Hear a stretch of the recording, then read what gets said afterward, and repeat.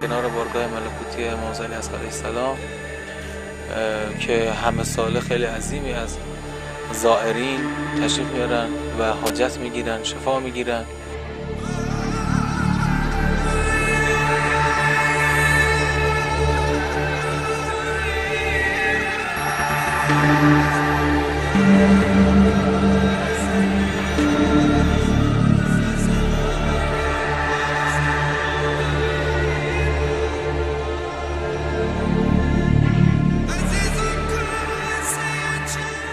هرچی هست خلاصش اینه که مردم برای دیدن یکی از آثار عجیب عاشورا میان که فقط در عاشورا اتفاق میفته و همین هست.